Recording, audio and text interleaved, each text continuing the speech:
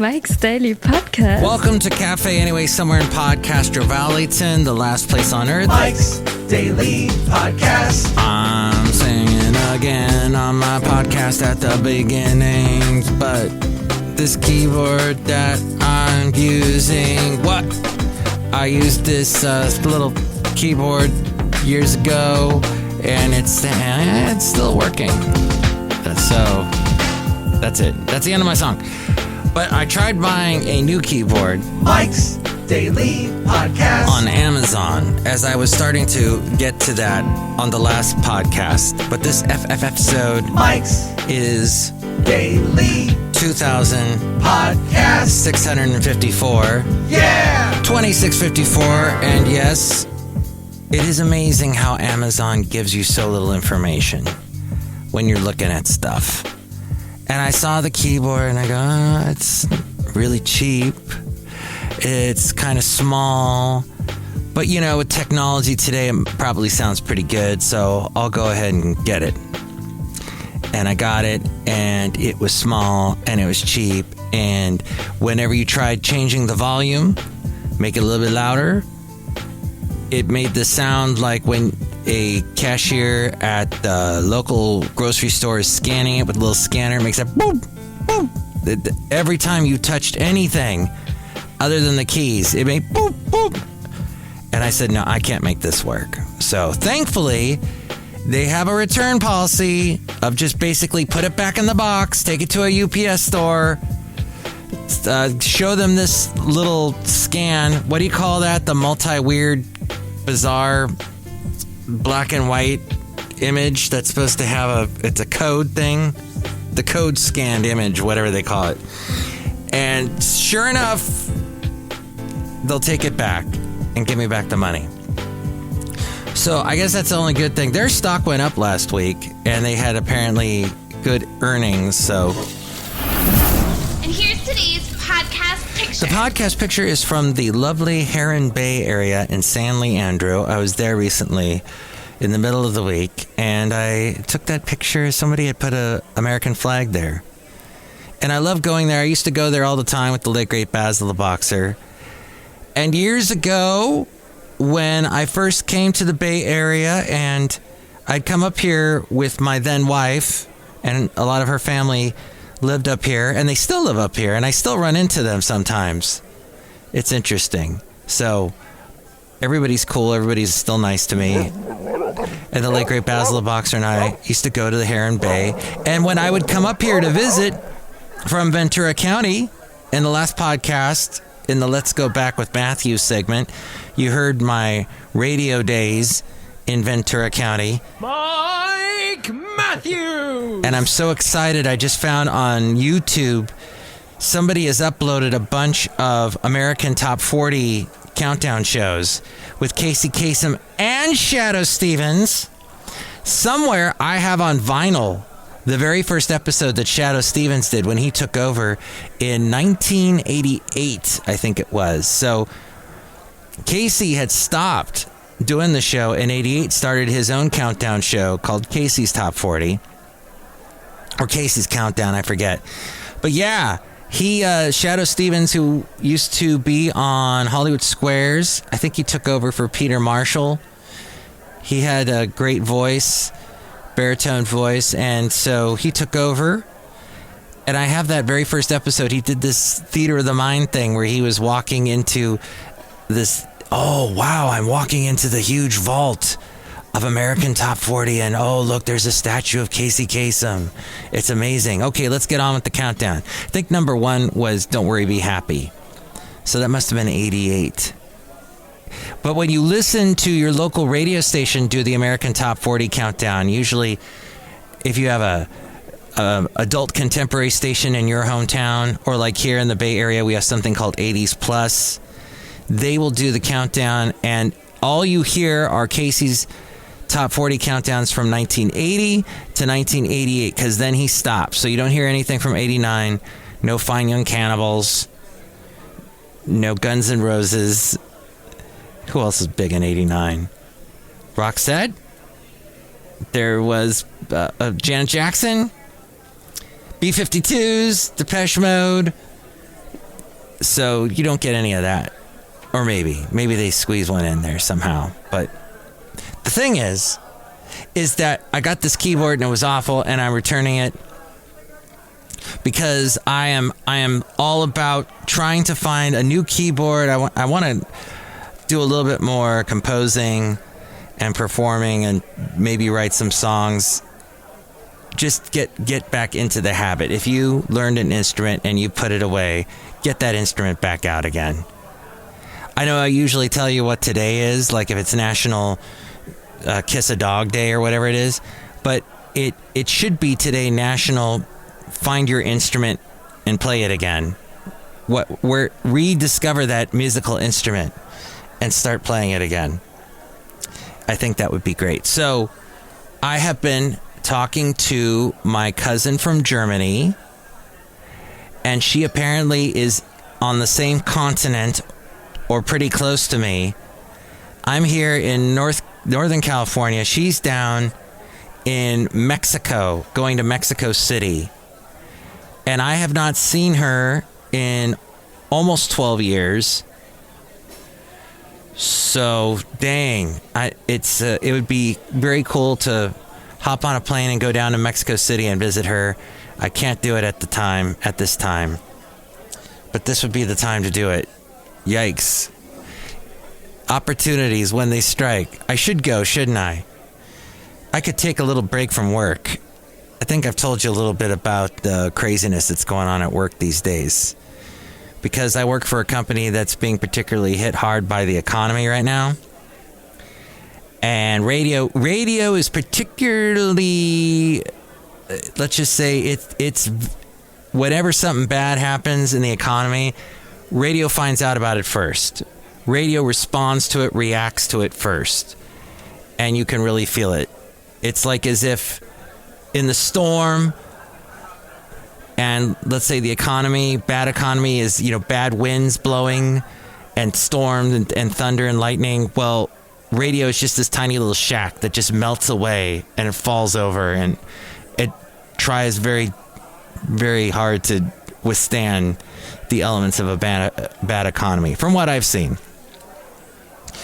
But it is something, hopefully we weather this storm and get through it. And when you have disagreements with people at your work, hopefully whoever you're talking to is listening. Because there's nothing worse than an argument where the two people aren't listening at all and not getting what the other person's saying. And then it just goes into more confusion and more disrepair and argument and heated feelings and emotions. It's just stop and really listen to each other, and maybe we'll get to a point where we agree on something as we go outside a cafe anyway, where we bring you Mike's Daily Podcast somewhere in Podcastro Valleyton, the last place on earth. Listening is so important. Later that day. Yes, so at any rate, all right, I got a little distracted there. I had to go away from cafe anyway for a second, but I'm back. So yes, what happens is you're trying so hard. Oh, I got a response from my cousin. She said, did you see she went to the Yucatan. She saw a whale shark. Aw, awesome. Gosh. There's really no excuse. It's so close. I need to get on a plane and go there. I need to go to there.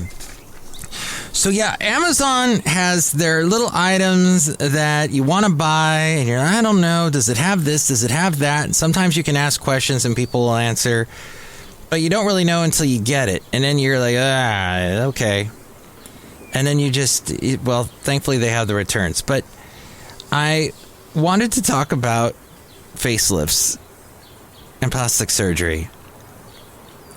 It's very tempting, isn't it? The older you get, you're like, oh, look at all my wrinkles. I'm very proud of my wrinkles. I know I am not 20-year-old Mike anymore. I've lived some life. I've done some things. I would not do plastic surgery unless it absolutely was necessary, like a bad injury or something. I had a tooth knocked out when I was a teenager, so I had to get that reconstructed. But it's interesting, in Hollywood right now, facelifts and plastic surgery are huge. People are doing it now because of the strike. They got some downtime and some time where they can disappear for a while and then suddenly reemerge. And what? Huh? Is there something different about you? Wow, Shuts, wow. Is Madonna going to get some more work done? I don't know. I hope not. I'm a little worried about her.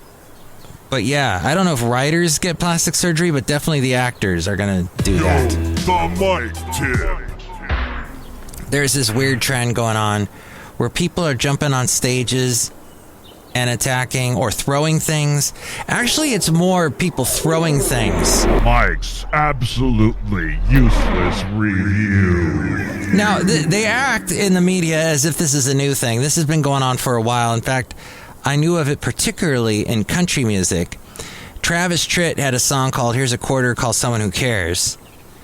That got to be a hit. And when he would do it in concert, people would throw quarters on stage, and it would hit him in the face, and it hurt. Of course, he's making all this change on the stage, but it still hurt. Same thing with Chris Ledoux, the late Chris Ledoux.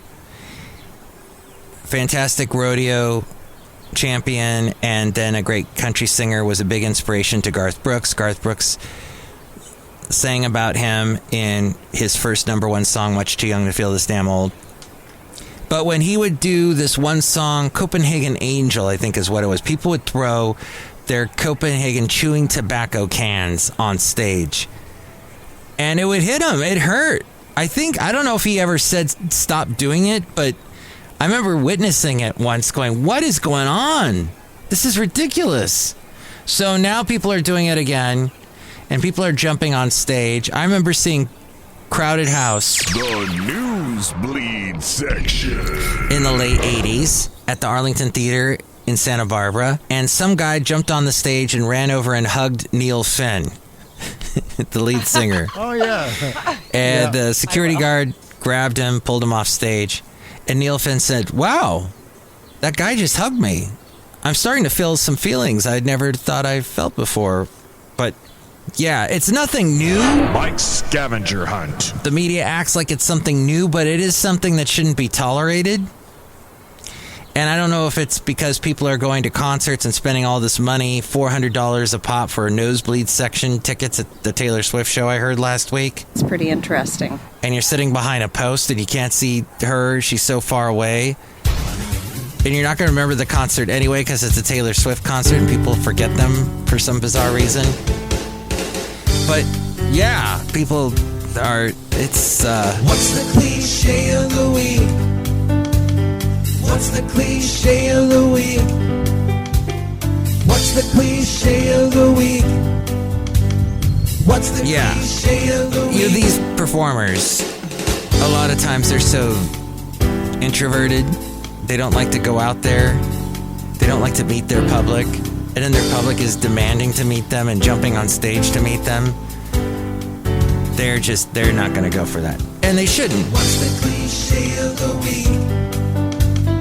What's the cliche of the week? What's the cliche of the week? What's the cliche of the week? Live performances, live radio. Anything can happen. Be prepared for anything. But yeah, got to try and cut down on the really weird stuff. Okay. And finally, speaking of weird stuff, this whole thing with Hunter Biden. Ridiculous random posts. Everybody who wants Joe Biden to be impeached, and they're just basically saying every reason why he should be impeached is because of his son, Hunter. And Hunter's doing this, Hunter's doing that. Look how corrupt Hunter is. Hunter's messed up. Okay, everybody agrees with that. I don't think anybody on this planet is going to defend Hunter except for Hunter. But the way Republicans just stretch that around, I'm not saying all Republicans. I'm saying, so that this is basically, to say all Democrats are supporting Hunter Biden is just as ridiculous as me about to say Mike ripped someone a new one. Republicans support Trump. Not all of them do. Some are like, no, I don't want this guy to be president again. I don't want him to run to be our candidate. But it is a very interesting world where you've got basically the kettle calling the pot is calling the kettle black, or just maybe the pot called the kettle and said, "Hey kettle, what's up?" And the kettle said, "Hey pot, what's going on?" And he said, "Hunter Biden." And kettle said, "Well, what about Trump?" "Well, just, cocaine." "Yeah, well, but hid important documents and did things that no president should do. And if the shoe was on the other foot, if a Democratic president did that, oh, well, what about Hillary?" Da-da-da-da-da. On it goes. I hate the world of politics. The last thing I want to do is defend a politician, because you can't defend them. The things they've done to get the power that they want. I don't trust them. Couldn't you tell? Okay, and one other interesting thing. So that goes round and round and round, and I hear that all the time on conservative talk radio. And I heard, I heard this one thing. Will you shut ups? Liberty Nation Freedom Foam for All. I'm William Sheriff, and I want to talk to you about Joe Biden. He's old. No, this is... That's my Will You Shut Up conservative talk show host lampoon.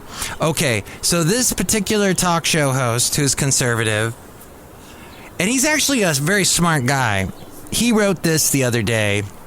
Could not believe what he was saying, because both sides of his mouth were flapping. He said, August 1st, 2023 will long be remembered as a dark day for America.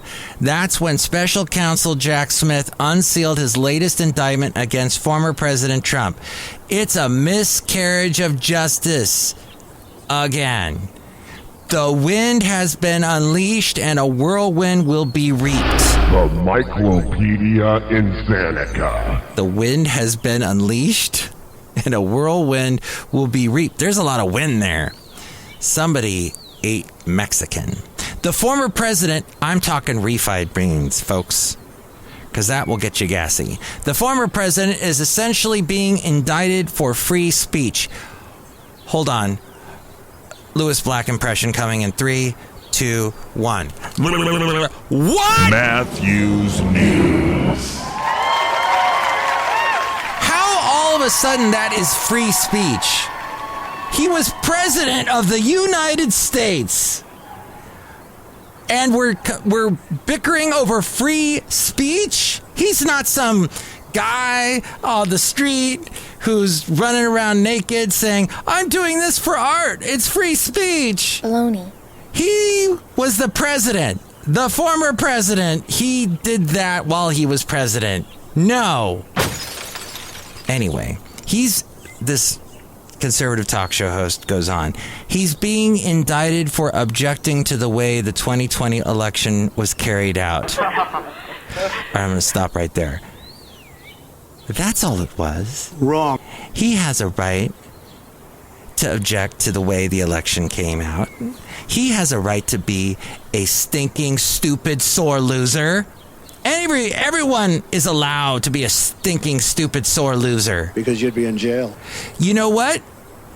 Let's think of your friends, your circle of friends, who you play games with. Let's say maybe you play card games, or maybe you play Scrabble.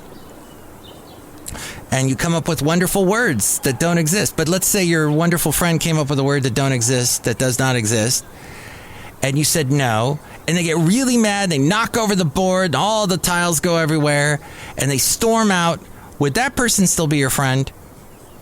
That was our president. That was our president acting like that. So what in the world? The way conservative talk show hosts defend this indefensible... Which is a very good thing. Which is a very, very good thing. How would they be okay with that if their kids acted like that? If they were sore losers? It comes down to the guy was a sore loser. What in the world was that about? And it hurt his ego. Wah. Look, he has done... I hate when talk show hosts go, look. No, I don't want to look. Besides, this is radio, so I'm not looking at anything. unless you're trying to be a modern day talk show host where, you got the video going. Oh, that's exactly what I want to see is your mouth moving in front of a microphone. That is so exciting. Okay. He says he's being indicted for objecting to the way the 2020 election was carried out. So they're basically saying he shouldn't be indicted for his opinion. No. That's not what this is. Oh, he's being indicted. I didn't even finish the sentence. May I? He's being indicted for objecting to the way the 2020 election was carried out, for maneuvering to keep a job that he believed was his. You lost an election. Okay, I understand even Joe Brogan is starting to think, I don't think the election was 100% on the up and up. More and more I start to believe, because I got all these friends that whisper in my ear stupid conspiracy theories. I'm starting to believe, and everybody listens to my podcast. So I'm Joe Brogan, and I believe the election wasn't 100%. Just like I believe these vaccines don't really work, and they're just putting stuff in our bodies and our systems so that they can control us. So, yeah, he was maneuvering to keep a job that he believed was his. That's all right. That's all right to bend the rules. That's all right to completely break the law, bend the rules the way you want it. Is it? Is that what we're teaching our kids? Is that what you got going on in your family with your friends? When they do that and they knock over the Scrabble board, not to give Scrabble all this free publicity on my podcast that's listened to by maybe one person. Maybe two. Maybe my cat listens to it. I'm not sure. But no, I think he stopped listening. Anyway, Cafe Anyway. It goes on to say it really shouldn't matter if you love Trump or if you hate Trump or if you land anywhere in between. He says, I've always disagreed with the former president on this. And I've said as much, including to Trump himself. But that is not what the indictment is about. So basically what this person is saying, who wrote this, is saying, I believe 100% that he is guilty for trying to change the way the election was, for objecting or being obstructive or whatever. But this is not, this indictment's bad. It's like, no. He says, you're allowed to throw, here we go. He's all into sports, so he's got to make this analogy. You're allowed to throw Hail Marys in American politics. And Trump's ask of Vice President Pence to put aside the ballots was such a Hail Mary. I'm glad it was incomplete because it wasn't constitutional. He even agrees it wasn't constitutional. And now, as of today, Trump's lawyer is saying, no, he didn't really ask the vice president to put aside the ballots. Nope. And this ends with saying this is simply an attempt to criminalize American politics, and it's a precedent that we cannot unset. It was a very sad day for America. This sounds like something where this particular talk show host had to write something, had a gun put to his head to write something, and this is the best he could come up with. It's horrible. When I heard it, I was, oh boy, what? Just don't say anything.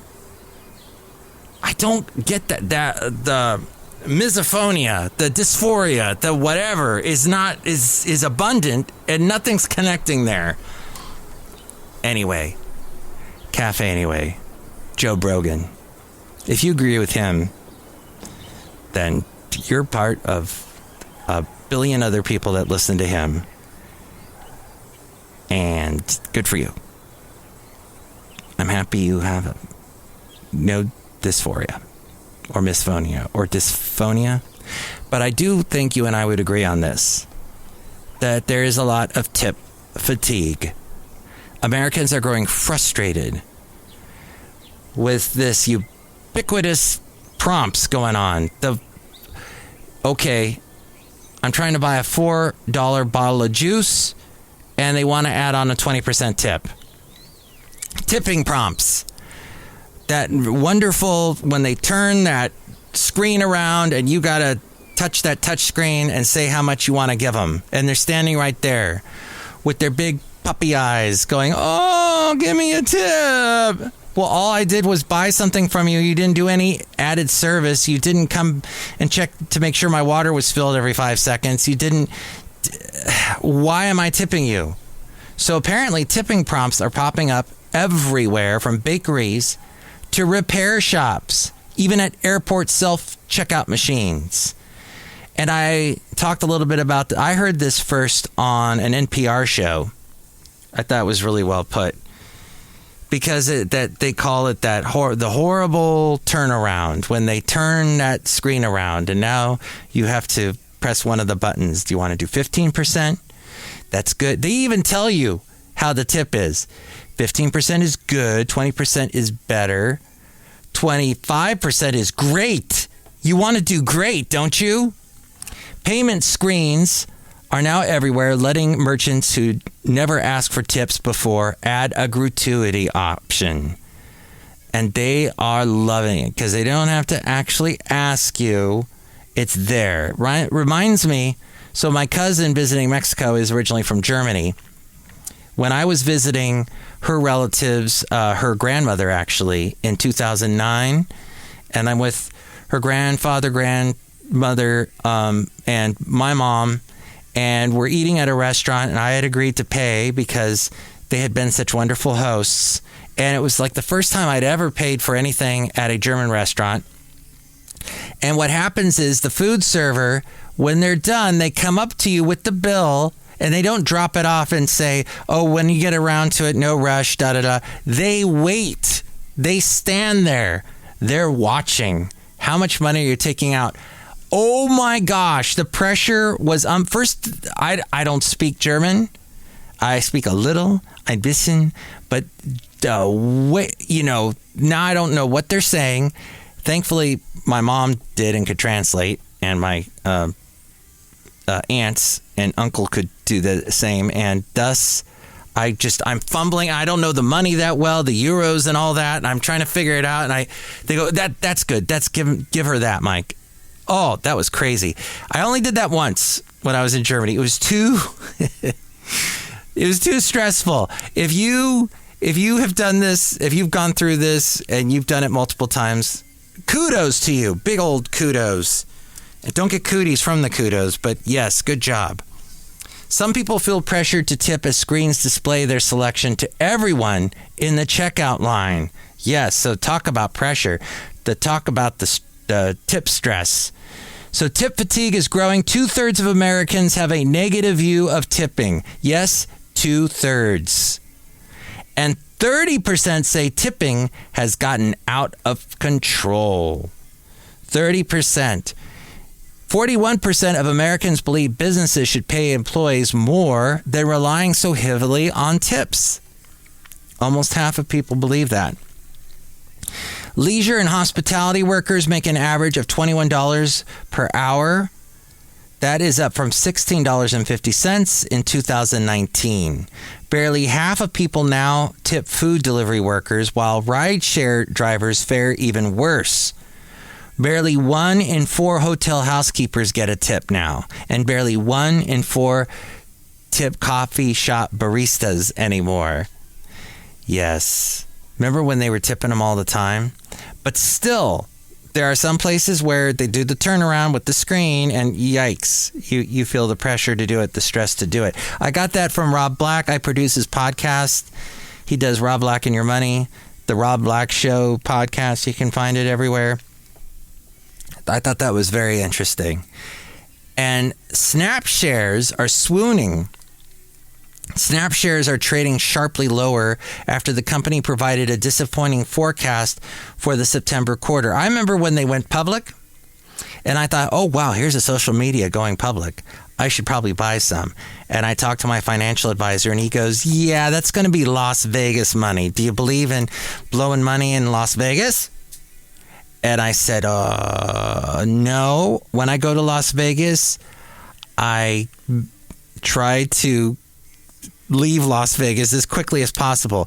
'Cause I'm leaving Las Vegas. Ba-na-na-na-na. Sheryl Crow's first single.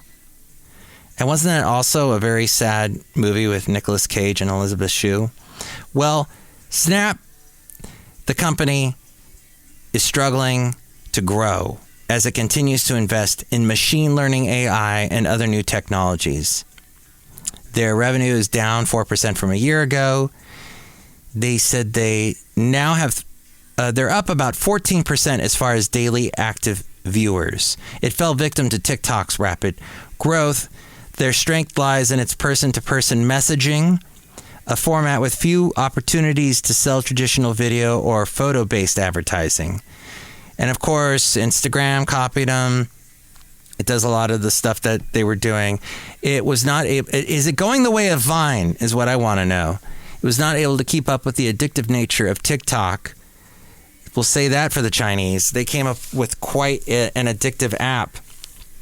That's why many politicians are so scared of it.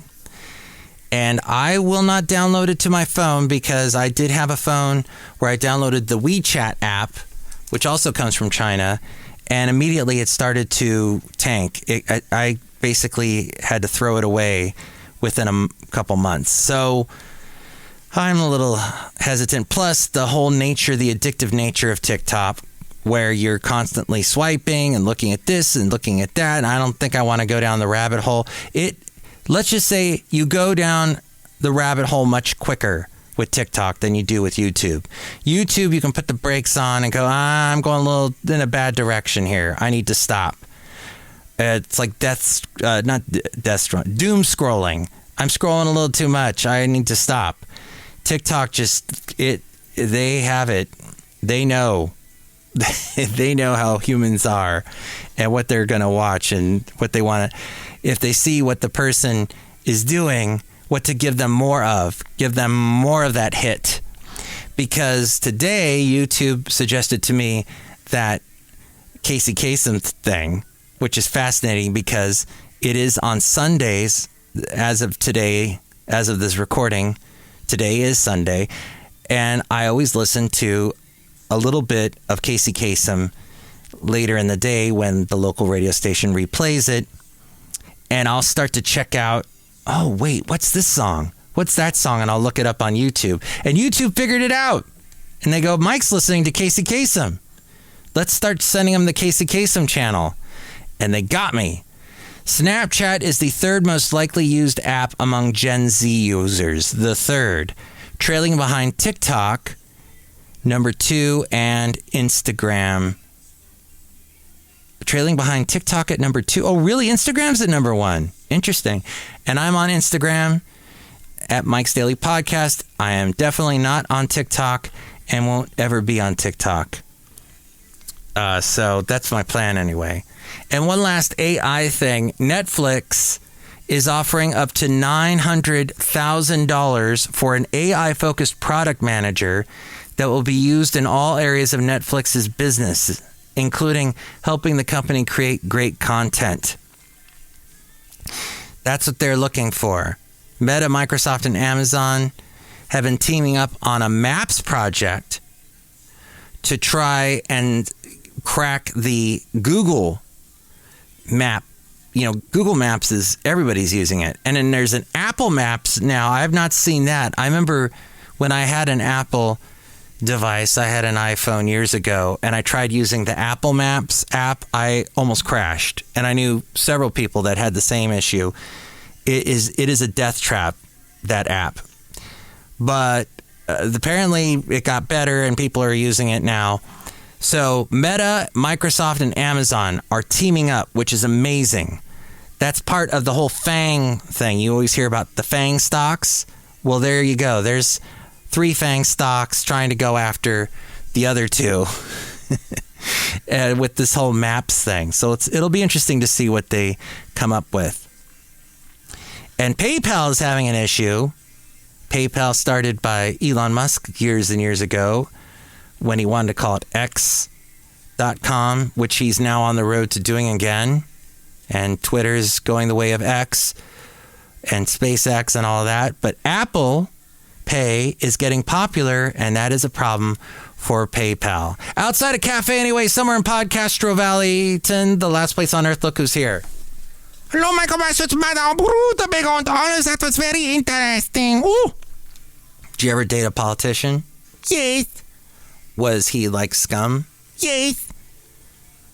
Are you going to become a politician someday? No. Oh. Wow, Madame Rootabega. We're learning a lot about you. Yes, I don't want to get into politics. That's wonderful. That's probably why we still like you. Yes. You know, I can't believe. What the hell is this place anyway? I don't know where I'm supposed to go now. Michael Masu, maybe you should talk to that guy over there. Oh, hello. Hey, look who it is. Hello there, Mike. This is Valentino, the parking attendant. And this is Bison Bentley.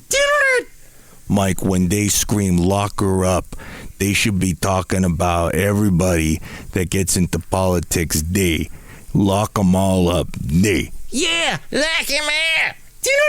Wow, that's an interesting thought. Then who would run the country? Wow. Well, we'll think about that later, guys. You know what? I've kind of gone a little long today on today's podcast, so let's jump right into it. It's the Mike Matthews New Tunes Feud. Yes. Here are a couple songs that I will play for you. People send me emails, MikesDailyPodcast@gmail.com, with songs that they are coming out with and all that. And I'm going to play you some of them. You ready? Here we go. This one is a Chicago band called Born Days. Born Days announced their debut album, My Little Dark, as well as a fantastic animated video. It is the conceptual darkwave synth-pop project from Chicago-based multi-instrumentalist, singer-songwriter, and producer Melissa Harris. Let's listen a little bit to a song called My Little Dark by Born Days.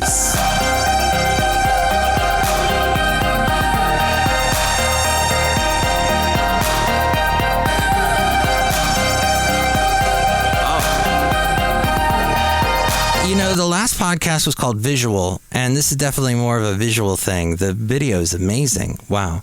It's only had 335 views, and somebody already posted in the comments, I'm obsessed with this.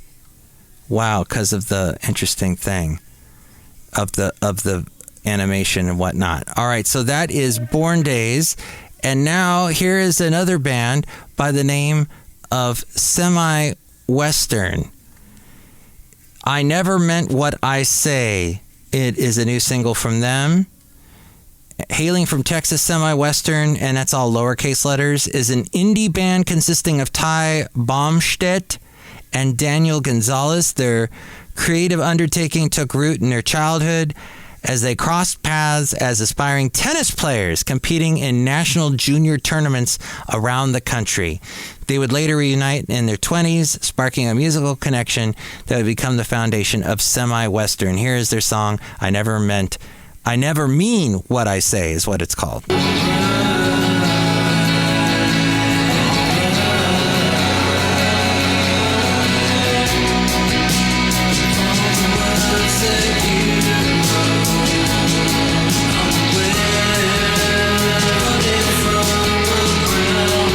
Wow, both those songs very dreamy, the first two.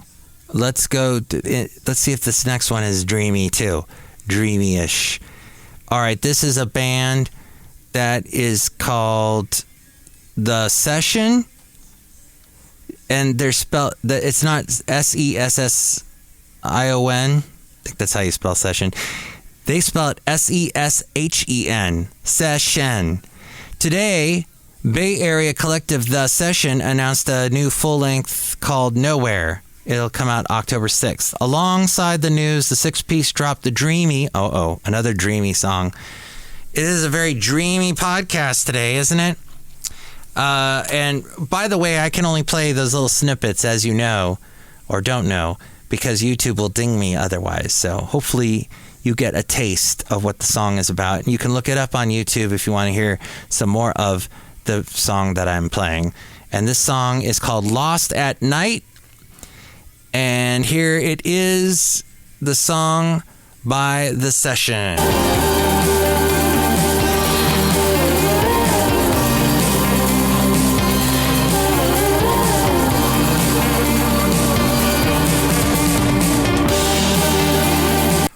Okay. Dreamy. The dreaminess continues. Song number 4 is by Annie Hart. Annie Hart is her name. And I think I played some of her stuff before. Renowned musician and composer Annie Hart has released her 4th full-length studio album, The Weight of a Wave, today on Uninhabitable Mansions. This album is a fun and upbeat collection of songs ranging from krautrock-inspired electronic pop to post-punk. Brooklyn Vegan says of the album, while she's mostly been associated with the gentler side of synthesizers, the new album shows she can rock too. Here is Annie Hart's song, Boy, You Got Me Good. Together we were having, boy, you got me, now you got me, boy, you got me good. And if you're thinking what I'm thinking, now you've understood. Oh wow, the video is very bizarre. It has her face on top of other people's faces, and that's a little unsettling. Okay, thank you, Annie Hart. And the last song is from Tony J, recorded entirely in 2021, 2 years ago. Perfect Worlds, the new album by San Francisco's mysterious lo-fi pop legend Tony J, delivers an intimate record of 13 dreamy, assured arrangements that further cements Tony J's status as a dejected crooner of the quotidian par excellence. Drawing inspired from failed relationships, lack of sleep, a bicycle injury, that sounds like someone from the Bay Area, and depression, Tony J pairs catchy melodies and hushed vocals with ethereal instrumental tracks. And here's Tony J with Perfect Worlds. News brings in more stories of displacement. It throws me off my back, face first into the pavement. Wow. All right. Which song did you like best? I don't know about any of those, to be honest. Was not as blown away. Sometimes I do these, and you can go to my website, MikesDailyPodcast.com. There is a search bar. I don't have it at the top like I should.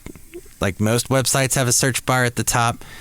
But you can search, if you scroll down a little ways, there's a search section where you can search through past Mike's Daily Podcasts.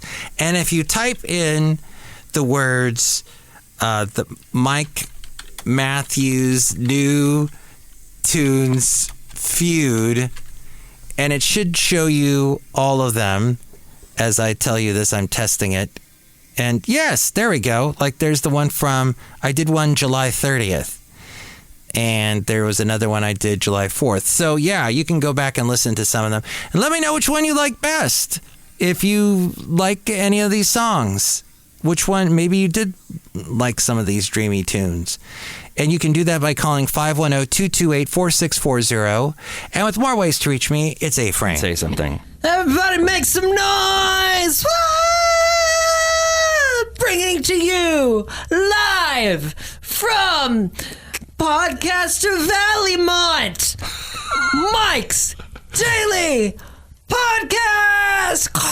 I just want to thank everyone for joining us here on this show. This is great. Mike's Daily Podcast is written and produced and performed by Mike Matthews. His podcast is super easy to find. Download or listen to his show and read his blog at MikesDailyPodcast.com. Email Mike now at MikesDailyPodcast@gmail.com. See you tomorrow. Bye.